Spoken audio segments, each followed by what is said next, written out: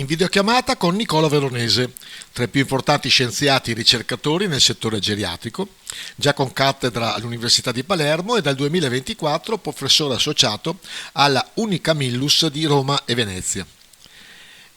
Nicola, in un territorio come quello polesano, l'occasione per parlare della situazione dell'RSA nel territorio, appunto, nostro territorio che ha una delle più alte incidenze di anziani nel Veneto e d'Italia e delle nuove cure, se ci sono, per l'Alzheimer e la demenza senile.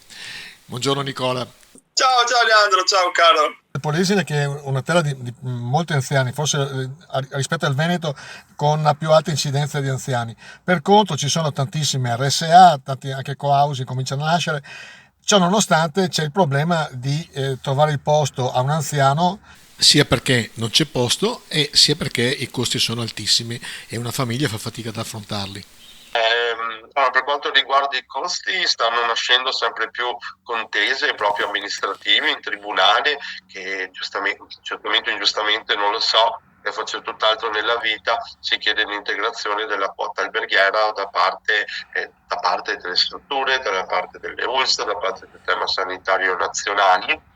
E qua secondo me il legislatore deve prendere una decisione, giusta o sbagliata che sia, deve mettere i professionisti capaci, cioè, nelle condizioni di poter agire in tranquillità. Soluzioni. Abbiamo visto che creare strutture più grandi non è, diciamo, la risposta.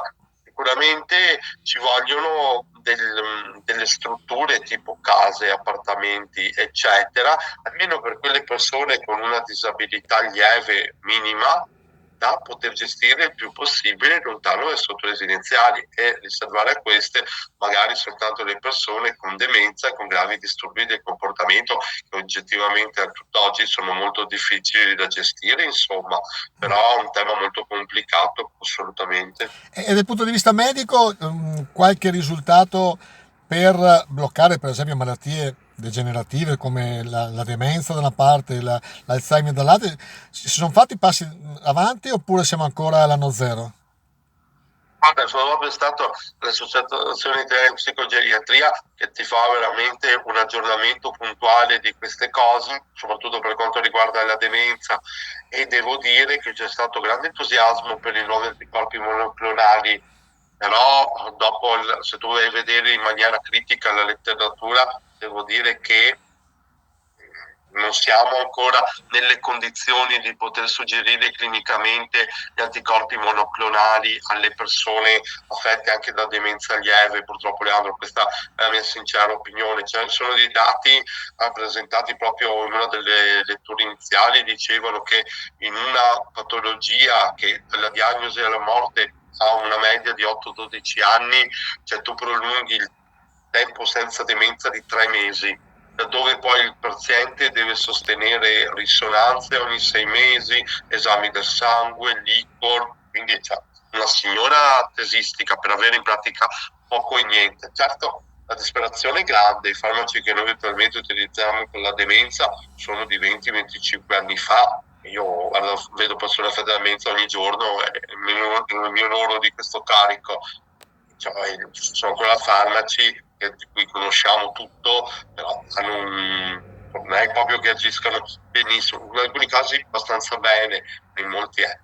Anticorpi monoclonali nuovi, ti dico la verità, grande entusiasmo, ma probabilmente serviranno altri studi. Cioè, noi scientificamente come geriatria non crediamo che sia questa la soluzione al problema attuale della demenza. Ecco, sta diminuendo l'età del malato di Alzheimer e di demenza senile.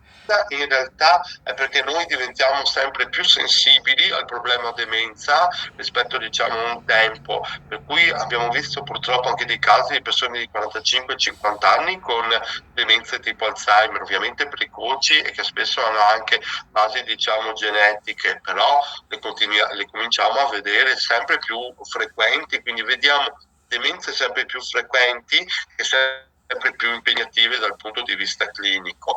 Identificare precocemente la demenza ha sempre un senso, perché prima intervengo con i farmaci o senza farmaci o anche con interventi non farmacologici e più diciamo rallento il decorso naturale della demenza. Purtroppo quello che manca adesso è proprio riportare, non so, lo stato cognitivo precedente, il paziente, insomma, questo non riusciamo a farlo.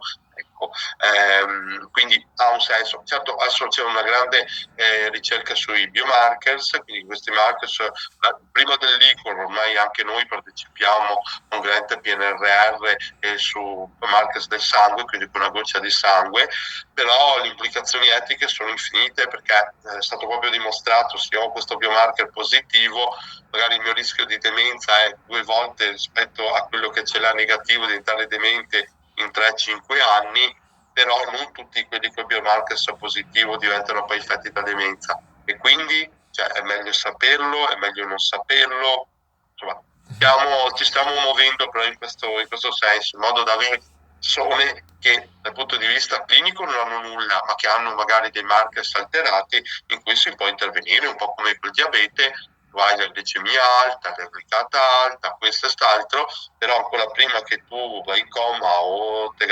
le complicanze del diabete, io posso intervenire. Tu sei fiducioso nei prossimi anni si trovi un farmaco miracoloso o la parola miracoloso non rientra nel DNA di un ricercatore? No, la parola miracoloso rientra nel DNA dei santi, non dei ricercatori. Appunto. Ovviamente lo spero perché i geriatri hanno una grossa carica anche emotiva per il problema demenza. Noi abbiamo di pazienti, ci chiamano, familiari che chiamano, tutto quanto. Oggettivamente parlando, secondo me, dopo questo flop di questi primi anticorpi monoclonali, siamo fiduciosi, ma secondo me prima di 5-10 anni non avremo ancora valide alternative. Poi, quando la ricerca farmacologica, l'abbiamo visto nel Covid-19, vuole avanzare, avanza, però ci deve portare, secondo me, delle soluzioni neandro che devono essere, voglio dire, clinicamente ed eticamente sostenibili. Adesso siamo lontanissimi da questo.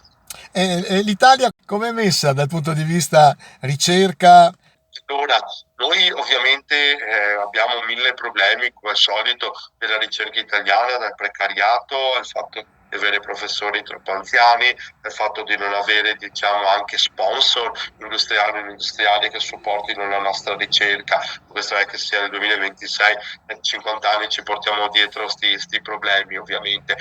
Quindi tendenzialmente non abbiamo grossa ricerca in questo campo dal punto di vista di persone che guidano altri stati. Sono certi centri di eccellenza che ovviamente portano avanti, diciamo, questo tipo di ricerca, però spesso e volentieri sono unità secondarie, magari a gruppi in America o gruppi, lo so, il Karolinska Institute in Svezia e così via, insomma, oggettivamente parlando.